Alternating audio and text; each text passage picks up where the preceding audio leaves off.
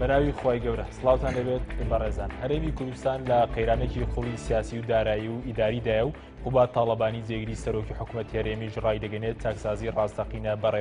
بەڕێوەیە. ئەو تانەی جێگیری سەرۆکی حکوومەت لە کاتێکدایە پێشتر چەندین جار بەرپرسان هەرێم باسییان لە ئەنجامدانی چاکسازی کردووە، بەڵامی چەند گاوێکی کردداری نەنراوە. بە میواندارێک لە بەڕێزان خەڵەف ئەحمەد بڕیاردەری فراکسیۆنی یەکێتی نیشتیمانی کوردستان لە پەرلەمانی کوردستان، هەروە فاروق محەممەد سەرۆکی بۆری توێژنەوەی سیاسی کۆمەڵی ئیسلامی لە ستۆدیۆی سەرەکی، هەروە لە ستۆدیۆکەمان لە هەولێر عەبدوڕەحمان عەلی بڕیاردەری فراکسیۆنی گۆڕان لە پەرلەمانی کوردستان تاوتوێن پرسە دەکەین. سەرەتا ڕاپۆرتێک دەبینین.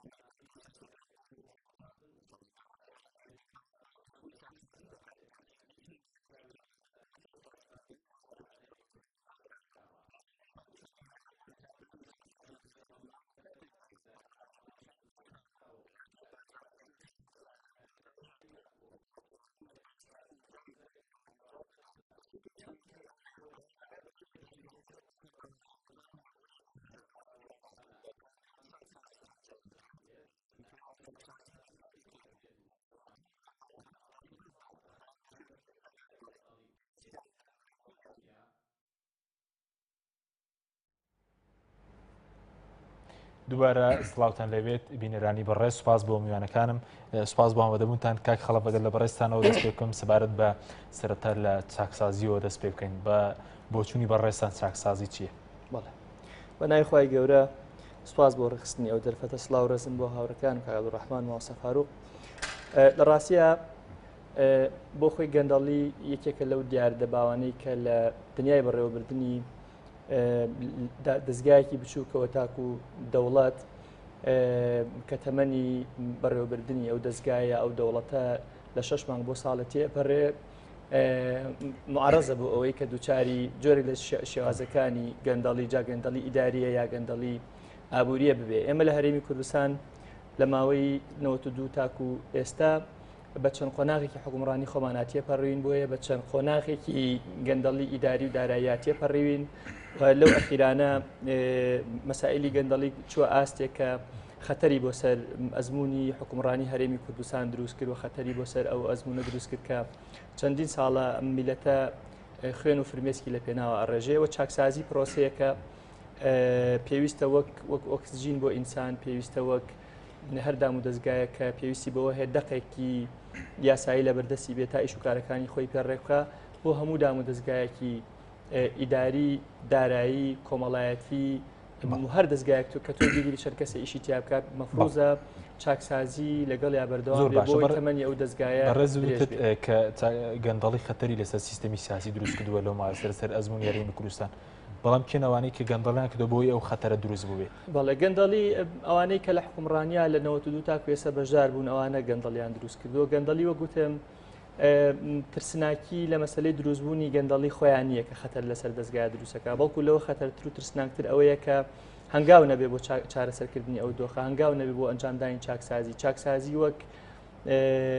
وەک پێکهاتەیەکی ڕیشەیی و بنەڕەتی و هاوڕێی دام و دەستگاکان نەیبینیتەوە، چکە ڕیفۆرم پرۆسەیەکی هێواش و بەردەوامە، ینی تۆ ناکرێ 6 مانگ حکومڕانی بکەیت و لە ماوەی ئەو 6 مانگەیە ئیسێنەکەی نەگەڕێتەوە بۆ ڕابردووی حکومڕانیەکەت، ڕاست و غەڵەتەکان دیاری نەکەی و ڕاستەکان برە و پێنەدەی و غەڵەتەکان کۆتایی پێنێنی. ئێمە لە ماوەی ڕابردوو ئەوانەی کە لە حکومەتا بەشدار بووین بە یەکێتی و پارتیەوە بەلایەنەکانی تریشەوە کە دواتر بەشداریان لە حکومەت کردووە، هەمومان بەش بە حاڵی خۆمان بە پێی ئەو کورسیانی کە لە پەرلەمان هەمان بووە بە پێی ئەو پشکەی لە حکومەت هەمان بوو بەشدارین لە سەرکەوتنەکانی ئەم ئەزموونەوە، بەشداریشین لە شکستەکانی ئەم ئەزموونەوە، بەشدارین لە ئەو گەندەڵیانی کە ڕوبەڕووی ئەزموونەکەمان بووەتەوە، پێویستە بە ئەندازی ئەوەش بەشدار بین لە هەنگاونان بەرەو زۆر باش. سەبارەت بۆی کەمڕۆ قوبات تاڵبانی باسی لەوە کردووە کە بەردەوام دەبن لە چاکسازی و چاکسازی ڕاستەقینەش بەڕێوەیە. بەڕێزت تێبینیت چیا حکوومەت تێرێم دەتوانێت چاکسازی ڕاستەقینە ئەنجامدە یاخودەوەی لە سەرەتای قەیرانی دارایی و حکوومەت کردی چاکسازی ڕاستەقینێ؟ کێشەکە ئەوەیە لەو کاتەی کە بەڕێز قوبات تاڵبانی لە حکوومەتی هەرێمی کوردستان دەست بەکار بوو و هەنگاویان نابەر و چاکسازی یان با بڵین بە شێوازی گشتی حکوومەتی بنکەفراوان بڕیاریدا چاکسازی بکە، کێشەی ئەوەندە ساڵی حکومڕانی لەسەر یەک کەڵەکە بوو بە گەندەڵەکانیشەوە، ئەوەندە قورس بوو گەندەڵەکەمان یعنی بوو بۆ دێوەزمەیە کە ترسی ئەومان هەبوو ئەو ئەزمونە بەجارێک لەناو بال لەگەڵ ئەوەشدا دابەزینی سعری نەوتی بەسەراها شەڕی داعشی بەسەراهات، بۆیە پرۆسەکە زۆر قورس بوو و ئەمە وای کرد ئەرکەکانی حکوومەت و ئەوانەی کە لە دەسڵاتی جێبەجێکردن زۆر قورس بێەوەی کە بێ هەنگاو بنی بۆ چاکسازی. بەڵام لە هەمووی قورستر و گرانیتر ئەوەیە ئەم سیستەمە کۆنا، یعنی تۆ ئەم سیستەمە وەک قماشێکی داڕزرا و داهێزرا وایە کە دەستی بۆ بێ لە هەرکیەوە ڕایکێشی ئەدڕێ، ینی ئەو شوێنەی کە ئەتەوێت چارەسەری بکەی شەبەقەکە گەورەترە بێ بچووکتر نابێتەوە، کەواتە لە بنەڕەتەوە پێویستە کۆی سیستەمەکە بخرێتە بەردەم پرسیار و کۆی سیستەمەکە عیلاج و چارەسەری بۆ بدۆزرێتەوە و ڕیفۆرم لە کۆی سیستەمەکە بکری. ئەزانی وەک چی وایە؟ وەک ئەو وایە تەشبیهیکەین بە سیارەیەکی مۆدێل کۆنی ساڵی 50کان، تۆ تا چەند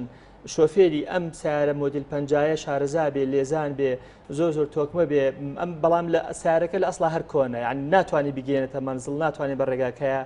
بیبا، بۆیە گرنگە ئەستی بابەتەکە کە سیستەمەکەی بگۆڕین جا ئەو کاتە کە بوو بە سیستم بوو بە دامەزراوەی قوبات تاڵبانی بێ هەر شخصێکی تر بێ بە حاڵ نێتی چاکسازی هەبێ ئەنجامدانی چاکسازی ئاسانەکەم دواتەگەڕێم بۆ لای بەڕێز ماوەسە فاروق گەربێمە لای بەڕێز سەبارەت بە تێڕوانینی تۆ بۆ ئەنجامدانی چاکسازی لە کوردستان چی سەبارەت بۆش کە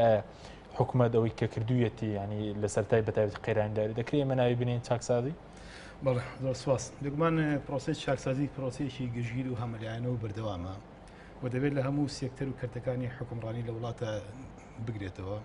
و لە هەموو لە هەردوو ڕەهەندی چه ئاوری چه سیاسی ئەمانە دوو دیویدراوێکن پێویستە لە هەردوو لا بەردەوام بێت. بەڵام ئەوەی کە لە ڕابردووە کراوە بڕاستیانی خەڵکی ئێمە لە دروشمی یاخود لە بانگەشی چاکسازی یاخود لە دروشمی چاکسازی بەڕاستی تێری خواردووە،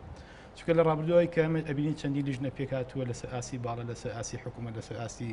دامەزراوەکان یاخود بڵێن لەسەر ئاسی لایەنە پەیوەندیدارەکان، بەڵام دوجار ئەم لیژنانە ئەنجامێکی ئەوتوی نەوە بدەستەوە و ئەنجامێکی دڵخۆشکەری نەبووە، بۆیە ئێستا لە هەر کاتێک کە بە لە چاکسازیەکەی خەڵک بێهیوا بێت، چکە دوجار تۆ ئەوە هاتوتە ئاراوەکڵە لە کوردستانە هەشتێک بەریژنە سپێ داواتەی بۆ گوڕستانی بینەژویت ئەنجامێکی ئەوتۆی لێ ناکەوێتەوە. لە ڕابردووە بینیمان تۆ بۆ نمونە چاکسازی بە حساب چاکسازی کە لە سەرەتای ئەم هەر دروشمی چاکسازی یاخود ئەنجامدانی چاکسازی یەکێ بوو لە کارنامەی حکوومەتی کابینی هەشتم حکوومەتی بنکەفراوان هەر لە سەرەتایە کە سەرۆکی حکوومەت لە بەردەم پەرلەمانە کارنامەی خوێند یاخود وتارێکی خوێندەوە باز لە دامەزراوەکردنی مؤسساتی حکوومەت دەکات، باز لە شەفافیت دەکات، باز لە نێشتنی گەندەڵی چاکسازی ئەکات. بەڵام ئەبین لە واقعە ئەمە جێبەجێنەوە بگرە چاکسازی ئێستا خەڵک ترسی لە چاکسازی هەیە، چکە پیان وایە چاکسازی کە لەگەڵ حکوومەت بانگەشەی چاکسازی کرد دەزرا بە قوتی ئەم دەزرا بە موچەی فەرمانبەران لەبەری دەستبا بۆ بندیوارەکان، دەستبا بۆ داهاتی نەوت، دەستبا بۆ شەفافکردن، دەستبەرێ بۆ زیادکردنی داهات و کەمکردنەوەی خەرجەکان، دەستبا بۆ قوتی هاوڵاتیان و بۆ موچەی فەرمانبەران و بۆ نیموچە بۆ ڕوبع موچە. بۆیە پێویستە ئێمە چاکسازی لە قۆناغی دروشم و بانگەشۆ ببینە ئەرزی واقع، ببینە قۆناغی جێبەجێکردن کە بە فعلی خەڵکی هەرێمی کوردستان ڕنگدانەوەی ئەو لیژنە چاکسازیانە یاخود ئەو بڵێنی چاکسازیانە ئێستا نەچۆتە قۆناغی عملی هە لە چوارچێوەی دروشم داماوەتەوە چاکسازی لە کوردستان بەڵێ ئەتوانی بڵێن خەڵی لە هەرێمی کوردستانە ئەنجامی چاکسازی نەبینیوە یاخود ئەو لیژنانەی کە بۆ چاکسازی پێکاتوە ئەو عدانەی کە بۆ چاکسازی دراون هیچ بەرهەمێکی لێ نەکەوتوتەوە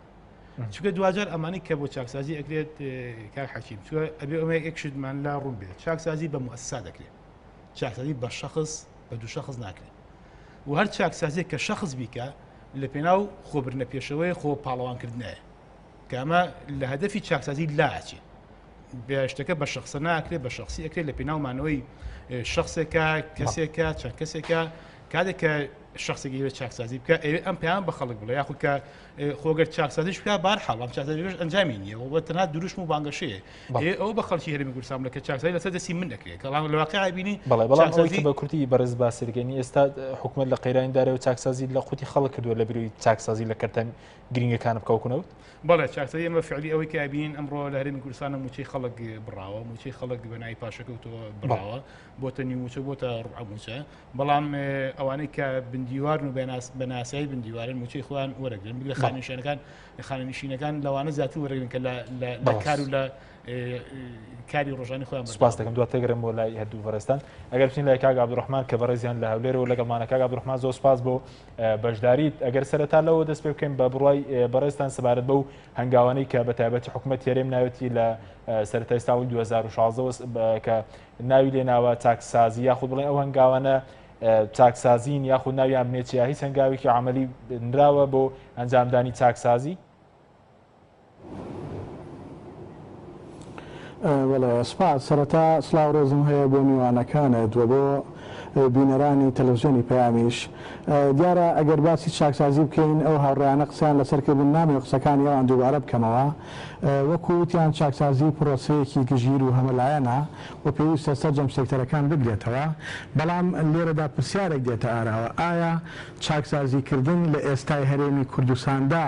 کارێکی هەروە سانایە یاخود کارێکە بە ئاسانی چاکسازی جێبەجێ دەکرێت یا دەچێتە باری جێبەجێکردنەوە بە بڕوای من نەخێر چونکە ئەگەر سێری هەرێمی کوردستان بکەین ئێمە سێ سەرۆکایەتیمان هەیە کە سەرۆکایەتی هەرێمی کوردستانە سەرۆکایەتی پەرلەمانە سەرۆکایەتی ئەنجومەنی وەزیرانە ئەم سێ سەرۆکایەتیەکە هەرسێکیان هەریەکان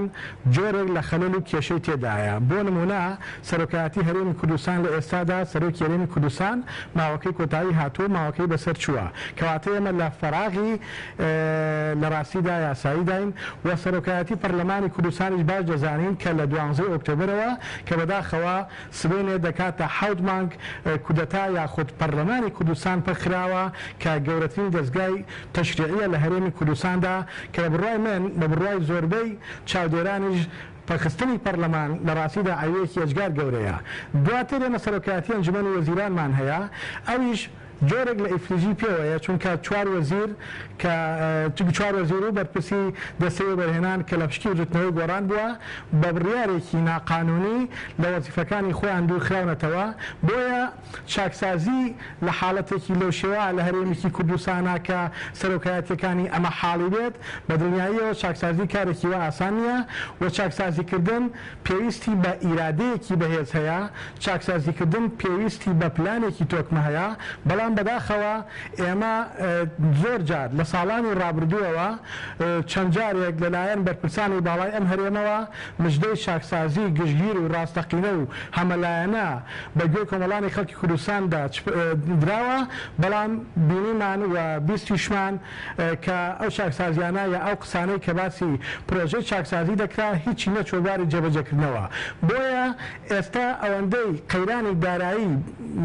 تەنگی بە خەڵک هەڵچنیوە قەیرانی بێمتمانەیش لە نێوان حکوومەت و هاوڵاتیانی هەرێمی کوردستاندا دروست بووە بەداخەوە دەڵێم لە ئێستادا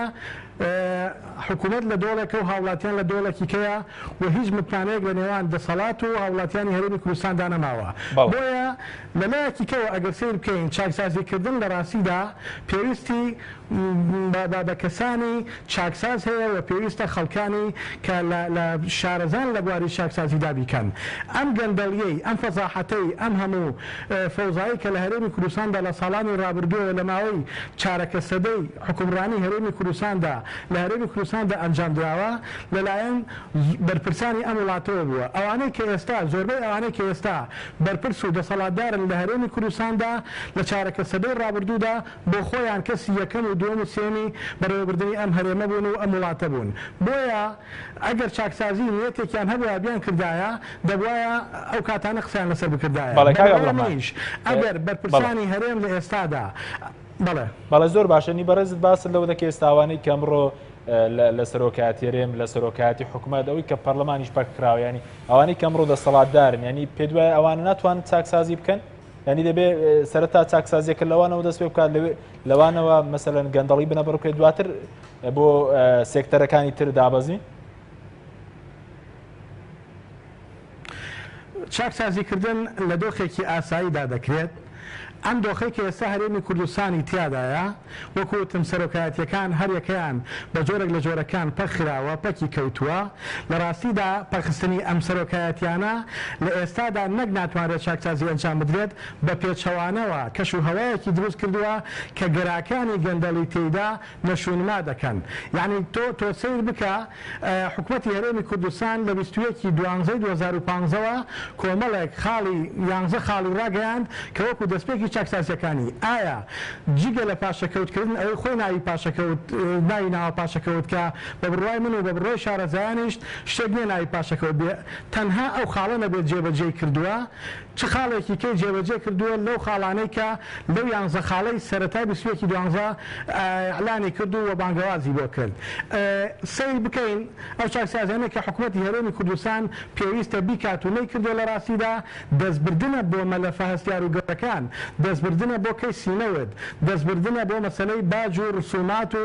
خاڵە گومرگیەکان لە ڕاستیدا کۆمەڵێک کەیسی کە هەیە کە دەکرێت مەسەلە گرێبەستەکان ئەمانە پێویستیان بە پێداچوونەوە چاکسازیکردن هەیە تێیدا. ڕۆژانە دەبینین لەلایەن پەرلەمانتارانەوە لەلایەن ڕاگەیانکارانەوە لەلایەن ڕۆژنامەنووسانەوە لە ساڵانی ڕابردووە تا ئەم ڕۆژی لەگەڵا بێت چەندین مەلەفی گەندەڵی چەندین کەیسی گەندەڵی گەورە گەورە ئاراستەی داواکاری گشتی ئاراستەی دەستەی نەزاهە کراوە لە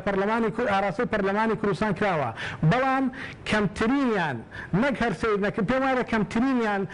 سەیری جۆری گەندەڵەکانیش کراوە وەکاری بەسەر نەکراوە. یعنی یەک نمونە بینەوە ئەگەر بەنەوە پەرلەمانتارێک وەربگرین تەنها کاک عەلی حەمەد ساڵح ئەوەندەی من ئاگادار بن بە حکومەت لە فراکسیۆنەکان 65 مەلەفی گەورەی گەندەڵی داوەتە داواکاری گشتی و داوەتە دەستەی نەزاهە بەڵام کام لەمانە قسەی لەسەر کراوە کام لەمانەوە کاری لەسەر کراوە کام لەو کەسانی کە بەرپرسی یەکەمن لە گەندەڵیەکان کە ئەو 65 مەلەفە هەیە ڕوبەڕووی دادگا کراوە. زۆر باش کاک عەبدوڕەحمان بەڕای من ڕۆژ زۆربەی هاوڵاتیانی هەرێمی کوردستانیش چاکسازی ئیرادەی ڕاستەقینەی دەوێت و پلانێکی بەهێز و تۆکمەی دەوێت. بەڕێز سپاس دەکەم دواتر دەگەڕێم بۆ لای بەڕێزت کە خەڵە بەگەر بێم بۆ لای بەڕێز لەسەبارەت بۆی کاک عەبدوڕەحمان باسێکی ئێستا تۆ شاوڕێی کە هەرسێ سەرۆکایەتێکی هەرێمی کوردستان پەکی کەوتووە و ینی ئەنجامدانی چاکسازی بەبێ ینی کارابوونەوەی ئەم دام و دەستگایانە قورسە؟ بێگومان یەکێک بە تایبەت دەستگایەکی گرنگی وەکو پەرلەمانی کوردستان کە شوێنی یاسادانان و چاودێریکردنی جێبەجێکردنی یاساکان لەلایەن ئەنجومەنی دەسەڵاتی ڕاپەڕاندنەوە لە هەرێمی کوردستان زۆر گرنگە ئەم دەستگایە کارا بێ بۆ چونکە هەندێک بڕیار بۆ چاکسازی ئەسڵەن بڕیاری پەرلەمانی پێویستە هەندێک یاسات پێویستە تعدیلی بۆ بکرێت پێویستە هەندێک یاسای تازە بۆ مەسائلی ئەنجامدانی چاکسازی بکرێت. مەسەلەی پاشەکەوتی زۆرم لێ موچەی فەرمانبەران بە چ قانونێک کراوە؟ خۆ ئەسڵەن هەرچی مۆزەف و موچەخۆر لەم هەرێمە ئێمەیە هەیە هەمویان بەپێی یاسایەک لە پەرلەمانی کوردستان موچەوەرەگرن نابێت بەپێی یاسایەک لە پەرلەمانی کوردستان موچەکەی لێکەم بکرێتەوە لە عێراقا لە 103 موچەی فەرمانبەران کەم کراوەتەوە تاکو ئەم ئەخیرانە نانەتوانین جێبەجێ بکەن یاسای لە پەرلەمانەوە بۆ دەرچووە لەبەرەوە بێڕێزیکردن بەرامبەر بە دەستگای گرنگی وەکو پەرلەمانی کوردستان ئەگەر بڕیارێک نەبێت کە تۆ بڵێ کەشتێکم لە لێواری مەرگای ئەگەر من ئەم بڕیارە نەدەم کەشتێکم نقم ئەبێ بەڕاستی کوفرێکی گەورەی یاسایی ئەم بڕیارێکە حکوومەتدایەتی ئەوەی کە ناویان ناوە ئەحتیاتی ئیجباری مۆزەفەکان لە هەرێمی کوردستان لەبەرەوە ئەگەر لە من ئەپرسی کێن ئەوانەیە ئانەوێت چاکسازی بکەن لەسەر ئاسی شخص خەڵکمان هەیە مەبەستی بێ چاکسازی بکرێ لەسەر ئاسی ئەو دەستگایانیشمان کە ئەرکیان ڕوبەڕووبوونەوەی گەندەڵیە نیەتی باش هەیە بۆ چاکسازیکردن بۆ نمونە مەسەلەن دەستەی نەزاها دیوانی ڕقابەی مالی لیژنەی نەزاهی پەرلەمانی کوردستان لەمانە ئێمە یاسایی دەستەی گشتی نەزاهەمان لە هەرێمی کوردستان تعدیلەکەی لەلایەن خۆیانەوە بۆ ئێمە هات لە پەرلەمانی کوردستان ئێمە بۆمان تعدیلکردن ینی بزەختێکی زۆر و کاتێکی زۆر و ناردوان بۆ سەرۆکی هەرێم ئەو کات ملاحەزەی لەسەر هەندێک خاڵی هەبوو گێڕایانەوە ئەوشمان چاکرد و یاسایەکی باشمان بۆ ئەوان هەندێک ملاحەزەمان لەسەر هەیە بەڵام یاسایەکی زۆر باشی ئەومان هەیە بۆ ڕوبەڕووبوونەی گەندەڵی لە هەرێمی کوردستان دەستەی نەزاها وەکو خۆیان و مۆزەفەکانی ناو ئەم دەستەیە ئەیانەوێ مەسەلەن مەلەفەکان چا بۆ نمونە 78 مەلەف لە دەستەی نەزاهە دراوە بە دادگاکان لە هەرێمی کوردستان لەم 78 مەلەفە 71 مەلەفیان لە دادگا بڕای لەسەر وەرگیراوە یەکلا بۆتەوە بەڵام ئەم مەلەفانە مەلەفی بچووکن مەلەفە گەورەکان نین ئەو مەلەفانە نین کە منی پەرلەمانتار خەڵکی کوردستان مەبەستێتی دیوانی ڕقابەی مالی ئێستا ئەوەشی پێڵم چین ئەو مەلەفانە دیوانی چاودێری دارایی لە هەرێمی کوردستان دەیان جار پێشنیاری کردو بۆ ئەنجومەنی وەزیران کە ئەیانەوێ ئەو مەلەفانەی کە تۆ لە منێ پرسی و مەلەفی گرنگی وەکو نەوت کە ناشەفافە کێشەی گەورەی ئێمە لە مەلەفی نەوتیایە چونکە داهاتی ئەم وڵاتی ئێمە لە 90 بۆ سەرەوەی لە نەوت دەستمان ئەکەوێ کە نەوت خەلەلی تیابێ شەلەلی تیابێ گەندەڵی تیابێ کەواتە پێویستە چاکسازی گەورە لە مەلەفی نەوتیا بکرێ دیوانی ڕقابەی مالی ویستویەتی وردبینی لە مەلەفی نەوتیا بکە بەڵام وەڵامی نەدراوەتەوە ئەنجومەنی وەزیران ڕێگەی نەداوە مەسەلەن ڕێکەوتنەکەی بینی ئێمە مەسەلەن جێگیری سەرۆکی حکومەت نەکردووە لە حیزبەکەی خۆتە بۆچی ڕێگە بە دیوانی چاودێری دارایی نادان مەسەلە وردبینی بکات ئەزانین چۆنە ئێمەش بەشێکی ئەو مەلەفانی کە لە ناو حکومەتی هەرێمی کوردستان هەیە دەسەڵاتی ئەو شخصانی کە لە ناو حکومەتی هەرێمی کوردستان ئەوەندەیە کە تۆ ئەیبینی و ئەوان ئیشی لەسەرەکەن بەڕێز جێگری سەرۆکی حکومەتی هەرێمی کوردستان ئەوەندەی کە پێی کراوە ئەوەندەی پێ ئەکرێ ئەنی واگای لە مەلەفی نەوت نییە ئەوەندەی کە پێی کراوە ئەوەندەی پێکرێ من ناڵێم ئاگای لە مەلەفی نەوت نییە بۆ خۆی ئەڵێ ئەو داهاتی بۆچی بێەوەی نادەێت و بەڕێستان بڵێ نەموتۆ ئاگای لێ نییە ئەڵێم ئەوەندەی کە پێی کراوە ئەوەندەی پێ ئەکرێ ئەو ئەڵێ ئەو داهاتی نەوتەی کە لە هەرێمی کوردستان دەست ئێمە ئەکەوێ ئەوەی کە بەڕەسمی دێتە ناو خەزێنەی حکومەتی هەرێمی کوردستان بەڵێ من ئاگدارم بەڵام ئەوەی کە بە غەیری ڕەسمی ئەفرۆشرێ حرمەتم هەیە ئەدزرێ ئەو ئاگای لێ نییە ئێستا ئەوەی کە بەڕێزت باس هەر لە بڕیاردان بەوەی کە بیرە نەوتێک بدرێ بە کۆمپانیایەکی دیاری کراو هەتا دۆزینەوەی ئەم بیرە نەوتە دەرهێنانی نەوتەکەی فرۆشتنی نەوتەکەی ئەمبارکردنی نەوتەکەی ئەو شخصی کە حرمەتم هەیە هەر لە کوردەواری وا ڕۆژە دەڵاڵە لە نێوان مشتری و ئێمە کە فرۆشیارین لە هەر هەمویان مەسەلەی گەندەڵیتیایە و لە هەر هەمویان حکومەتی هەرێمی کوردستان لە سەعری کەمتر فرۆشتوێت باشە بەڵام تۆ دەڵێ بەشێکیان دزی مەسەلەن دەکرێت لە دۆسی نەوتە دزیەکە لە ژێدەستەڵاتی مەسەلەن جێگری سەرۆکی حکومەتانی لەو ناوچەیەش ناکەیان تەنان لە ناوچەکانی دیکە مەسەلە ناوچە نیە زانین چۆنە مەسەلەی فرۆشتنی نەوت ئەوەی کە بە بۆری ئەفرۆشیە بڕیارێک خۆت ئێوە ئەزانن ڕێکەوتنێکی 50 ساڵی لە نێوان حکومەتی هەرێمی کوردستان و تورکیای هەیە بۆ مەسلەی فرۆشتنی نەوت ئەم ڕێکەوتنە 50 ساڵیە بە منی پەرلەمانتارەوە بۆ پەرلەمانتارانی کە لە لیژنەی وزەی پەرلەمانی کوردستان هیچ ئاگایان لێ نییە و نەیشیان بینیوە ینی ئەمە تۆسێکە ئێمە من یەکنمونە بۆ جەناب باسەکەم ئێمە چوینە وڵاتێکی فەقیر وەکو بۆسنەیەتی کە تۆ ئەڵێ بۆسنە یعنی پێچەوانەی وڵاتە پێشکەوتەکانی ئەوروپا و ئەمریکایە چوینەتە ئەوێ بە بەرچاوی حەڤە وڵاتی دنیاوە بە بەرچاوی 1400 خاوەنکار و گەورە بەرپرسی دنیاوە واژووی گرێبەستی خۆیان ئەکەن کە لە هەر مەجارێک بیانەوە ئێمە لەوێبین واژۆیان کردووە باشە ئێمە گرێبەستێکی گەورەی نەوتی لەگەڵ تورکیای بۆ 50 ساڵ ئەیکەین ئێمە ئەگامان لێ نییە کەواتە ئەمە قۆناغێک بووە ئەم قۆناغە حکومەتی هەرێمی کوردستان هەر نیەتێکی هەبوو بێ ئەو کاتە وای زانیوە هەناردەکردنی نەوت بە بۆری یەکێکە لە دەستکەوتە سیاسی زۆر گەورەکان هەر چۆنێک بووە بیکە ئەم دەستکەوتە بۆ 50 ساڵ کردویان کەوتە بە کورتی تۆ پێ دووە لە جگەلەوەی کە لە بۆریەوە دەرو ئەوەی تر نەوتەکە دەدەزرێت تەنکەر من باش تەنکەرم نەکردو ئەڵێم لە مەسلەی دەرهێنان و فرۆشتین نەوت بە بۆری لە هەر هەمویان لە سەدا نیسبەتێکی کەمتر لەوەی خۆی هەیە کە ئەفرۆشیێ بریا ئێمە ڕاستە لە ڕووی سیاسی و فرۆشتنی نەوت بە بۆری دەستکەوتێکی سیاسی گەورەیە خۆزگە هەر بە تەنکەرەکەت وەک جارا بمان فرۆشتایە و لە سەدا 11 کە لە عێراق وەرمانە گەورماگە بەستنی حاڵی خەڵک بۆ دۆخەنێک کە ئێستا هەیە بۆی ئەگەر لە من بپرسی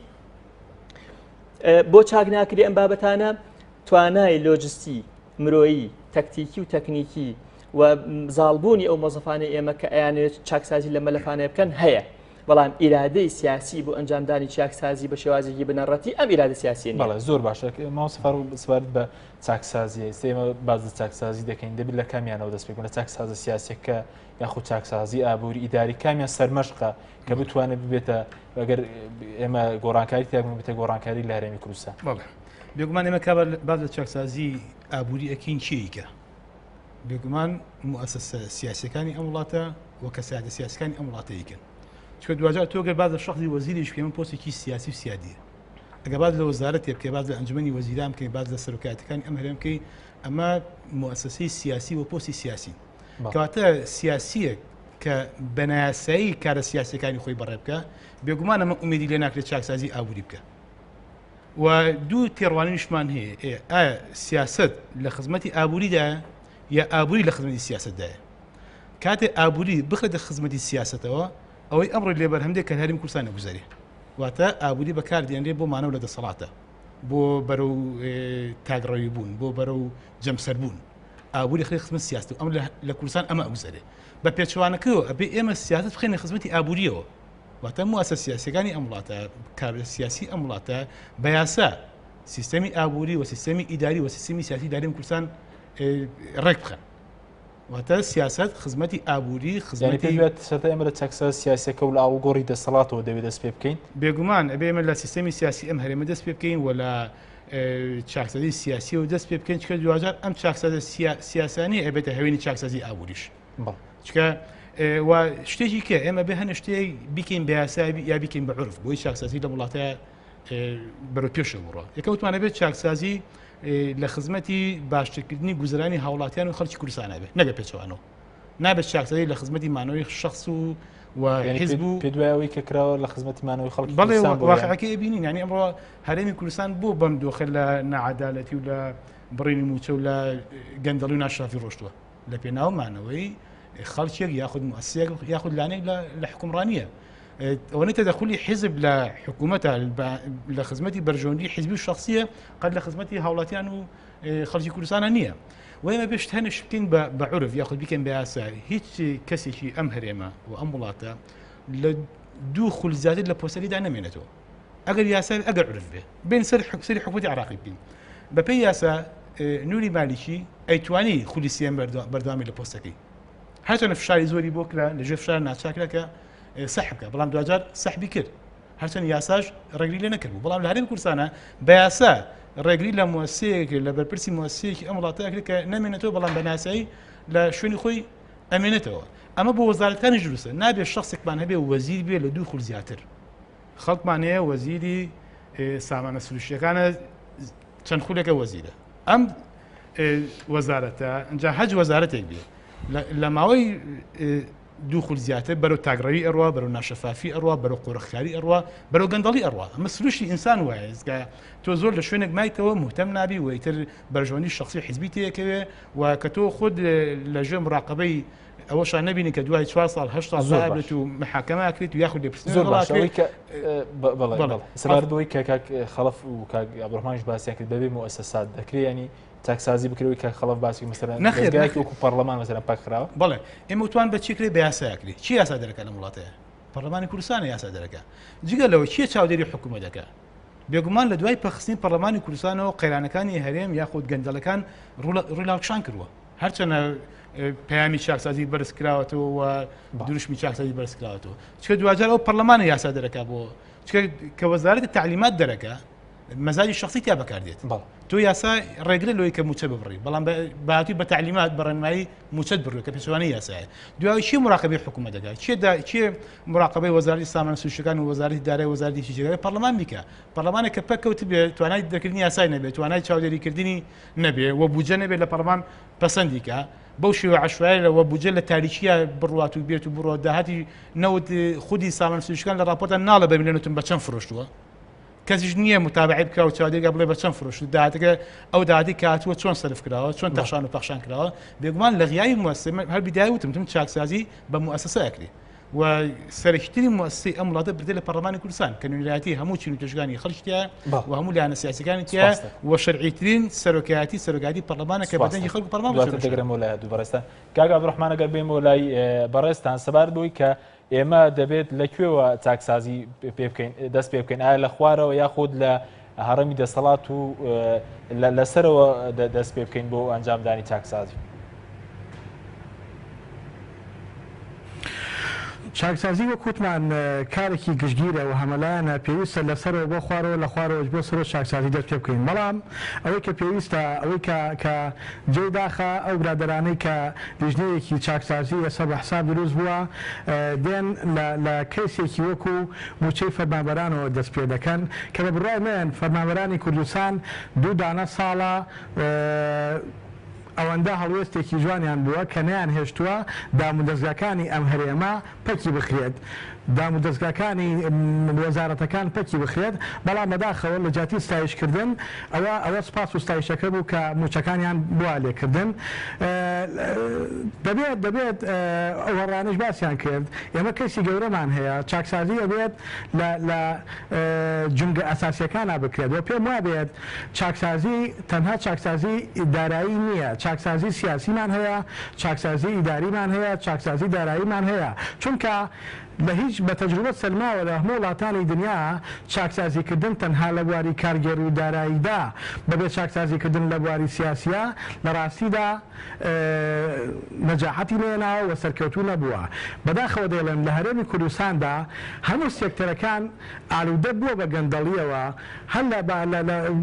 سیاسیەوە بیگرێت تا دارایی تا کارگێری تا دەگاتە ڕۆشنبیری و تەندروستی و کشتتوکاڵ و ئیلە ئاخریهی تەنانەت ئێستا مشکلەی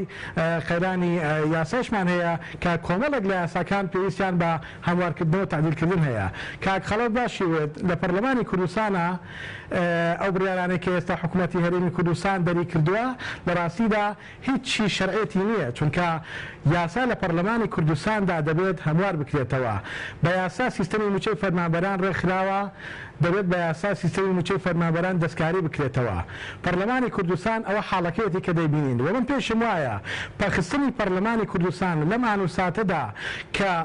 ئەم برادرانەی حکوومەتی هەرێمی کوردستان ئاڵای چاکسازی بە حسابی خوان ئاڵای چاکسازیان بەرز کردوێتەوە پەخستنی پەرلەمان لەم کاتەدا تەنها بووە کەسێک نەبێت چاودێری ئەوەی کە ناویان ناوە چاکسازی بیکات و خۆیان چیان دەوێت بیکەن. ئەگەنا ئەگەر ئێستا پەرلەمانی کوردستان لە کارا بوایە و کارا بوایە بە هیچ شێوەیەک رازی نەدەبوو کە بێن چاکسازی لە موچەی فەرمانبەرانی کوردستانەوە دەست پێ بکەن. و لێشمان تێک نەچێت پەخستنی پەرلەمانی کوردستان بە دیوەکەی کەیە پەخستنی چاودێریکردنە پەخستنی دەستەی نەزاهەی هەرێمی کوردستانە پەخستنی دیوانی چاودێری هەرێمی کوردستانە کە خەڵەت شتێ باشیوێت یعنی بەداخەوە دەڵێم دیوانی چاودێری دارایی لە هەرێمی کوردستاندا بۆ خۆی چەندین جار تاکیدی لەوە کردوێتەوە کە ئەوان بەنیازن چاودێری کەیسی نەوت و مەلەفی نەوتکەن بەڵام وەزارەتی سامانە سروشتیەکان نەگریان پێنادەن بەڕاستی بە دۆراشون و وردبینی کەیسەکان بکەن هەرڕیان پێنادەن سەردانی وەزارەتەکە نیشانکەن. بۆیە ئەمە جێی نیگەرانیە ئەگەر ئیرادەیەکی چاکسازی ڕاستەقینە هەبێت بۆ ڕێ بە دیوانی چاودێری نادرێ. ئەگەر ئیرادەی چاکسازی هەیە بۆ پەرلەمانی کوردستان کاران ناکرێتەوە. ئەگەر ئیرادەی چاکسازی هەیە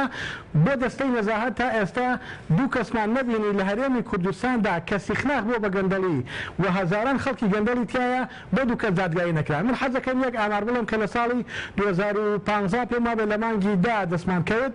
زیاتر لە 4,000 هاوڵاتی لە هەرێمی کوردستاندا لە زیندانەکانی هەرێمی کوردستاندا سەجن بوون زیندان بوون.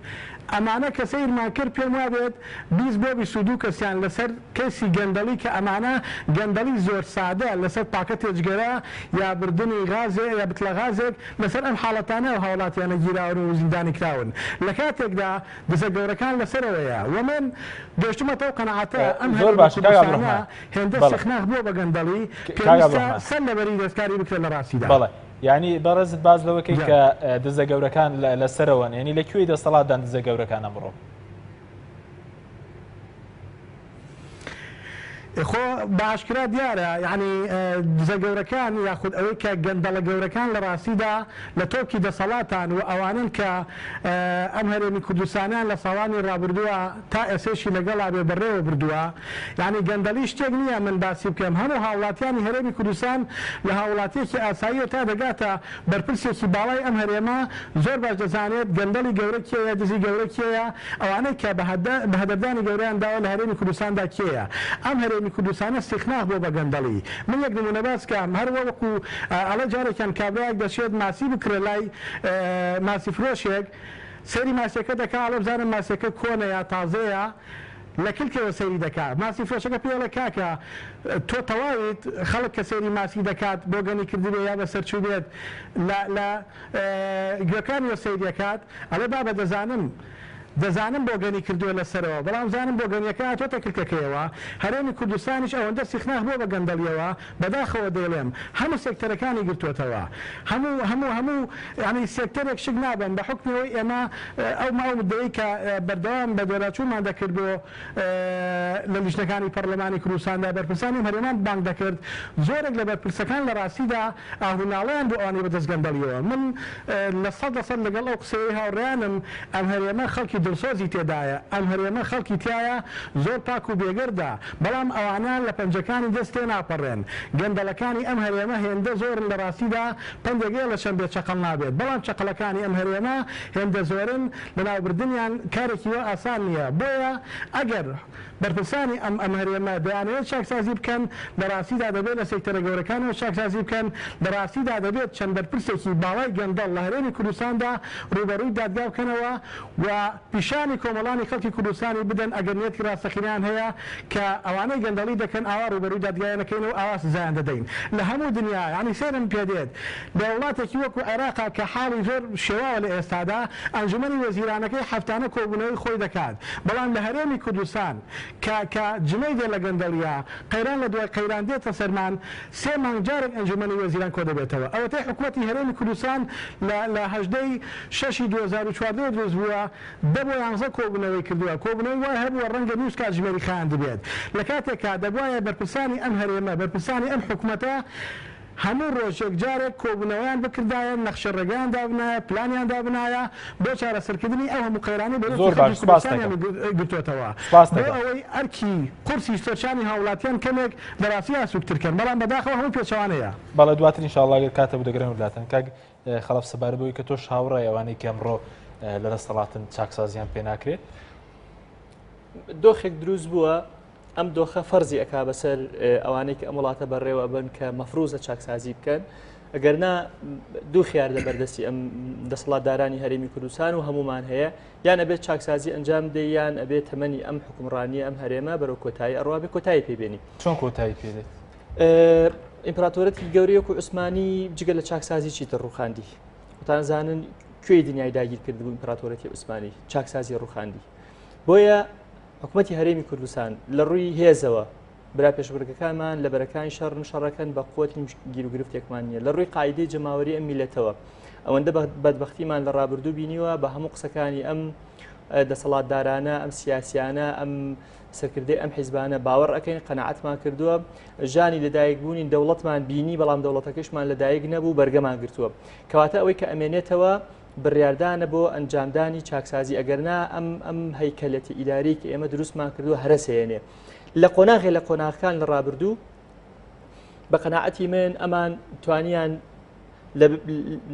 ئەم کەشتیە کە نقم نەبێ نێڵ نقم بێ ڕایان گرتووە بەڵام ئەم کەشتی ئاوا ناتوانێت بەردەوام بێت چونکە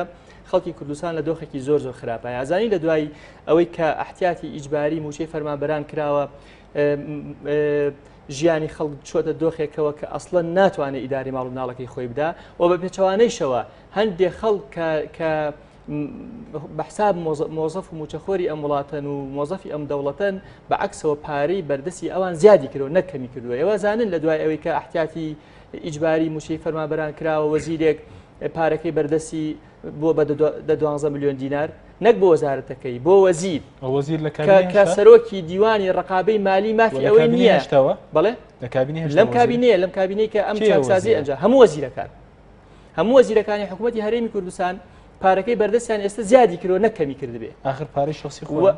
پارەی بەردەستی خۆیان کە ئەمر بسەرفی ئەو پارێن بۆ بنزین بۆ سیارە بۆ هاتوچۆ بۆ ناخواردن بەبێ ئەوەی دیوانی ڕقابەی مالی بتوانێت لێپرسینە و لەو 12 ملیۆن دیناری بەردەستی ئەوان بکە. ئێوە ئەزانن ئەو پەرلەمانتاری کە ئێستا یا ئەو وەزیرەی کە ئێستا خانە نشینە موچەکەی لەوە زیاترە کە ئێستا لە کارایە ئەخەمە لەکوێی دنیا هەیە. من پەرلەمانتار بم ئیش بکەم بەڵام ئەو پەرلەمانتاری کە خانشینە لە من زیاتر ئەمە بەسم خۆم نییە ئێمە ئێستا ئەوەی کە لێمان ئەبڕێ ملیۆنێک و 800,000 ئەوە 3 ملیۆن و 200,000 وەرەگرێ مەبەسم ئەمە وەک نمونە ئەمە بۆ جەناب و باسەکەم ئەمە وەک ڕۆژانە و نازام ئەوە نییە من ئەوە بڵێم مەبەستە کە بەناسایی خانشینە بەڵێ بێگومان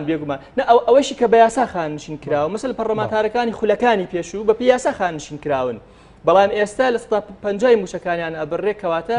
لە ئەوەکانیتر جا من ئەمە هەندێکشت بە کورتی بۆ جەناب و باسکەم هەندێک لە بڕیارەکانی حکوومەت لە ڕابردوو نەک هەنگاو نەبوون بۆ چاکسازی ئەسڵ خۆشیان بە پاشەکەوتی موچە ناڵێن چاکسازی ئەڵێن نازام کەمکردنەوەی خەرجی و زیادکردنی داهات نەک هەر چاکسازی نەکرد بەڵکو مەسائلی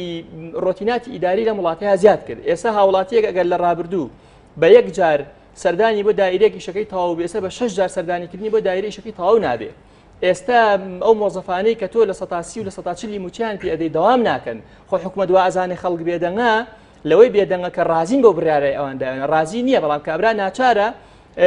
ئەگەر لە هەفتەیەکە جاران 6 ڕۆژ دەوامی کردی بێسە 2 ڕۆژ دەوامەکە هەموو دەوامی ئەم مۆزەفەکانی ئەم وڵاتە هەندێک دائیرە نەبێت کە مەسئولانە خۆیان ئیشەکەن هەمووی داوامەکەیان بووە بە لە 120 و لە 130 لەبەرەوە ئێستا بێ حکوومەتی هەرێمی کوردستان ئاگادار بێ ئەم بێدەنگی کە خەڵک هەڵی بژاردووە ئەم بێدەنگی کە ڕێکخراوەکانی مجتەمەعی هەڵی بژاردووە ئەم بێدەنگی کە پەرلەمان بە زۆر بێدەنگکراوین کاتیە تێئەپەڕێ پێویستە مەسئلەی ئەنجامدانی چاکسازی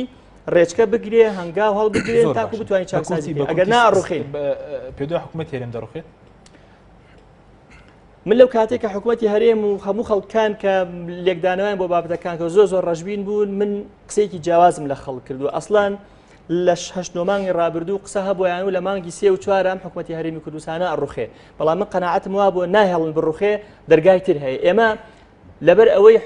زۆر نەزانانە ئیدارەی وڵاتەمان داوە لەبەر ئەوەی پارێکی زۆران بە هەدەر ڕۆژە بە ئاسانی چاکسازیمان بۆ ئەگەر چاکسازی نەکەن دەڕوخێن ئەگەر نیەتی چاکسازی هەبێ بە ئاسانی چاکسازیمان بۆ ئەکرێ ئەگەر چاکسازی نەکەن دڵنیا بن بەرەو تونێلێکی زۆر تاریک هەنگاوەنی بەرەو ڕوخان هەنگاوەنین ئەگەر چاکسازی نەکە پێدوای حکوومەت هێرم دەڕوخێت ئەگەر چاکسازی نەکرێ بە دڵنیایە و ئایندەی حکوومەتی هەرێمی کوردستان زۆر تاریکە زۆر باشە کاک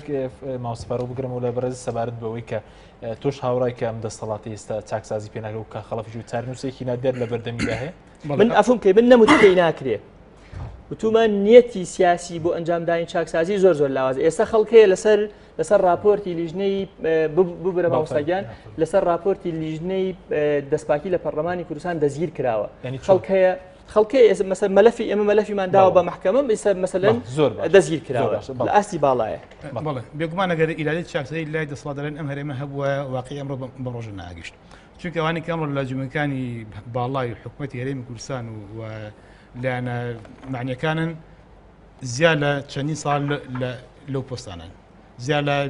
2 خول و 3 خول لەو پۆستانی خۆیانان ئەگەر ئیرادەی چاکسازیان هەبووایە و ئەو لایەنێکە لە حکوومەتان بێگومان تامڕ چاکسازی ئەکرا کەواتە ئەمانە کە دەسەڵاتان لە هەرێمی سەرۆی دەسەڵاتان ئیرادەی چاکسازیان نییە چاکسازی ئەبێ لە ژێر فشاری حەقیقی جەماوەری خەڵکی کوردستانە بێت دوجار ئێمە کە بمانێ چاکسازی لە جمگەیەکی ئەم هەرێمە و ئەم وڵاتەیە بکەین ئەبێ لە شخصیەکەمەوە دەست پێ بکەین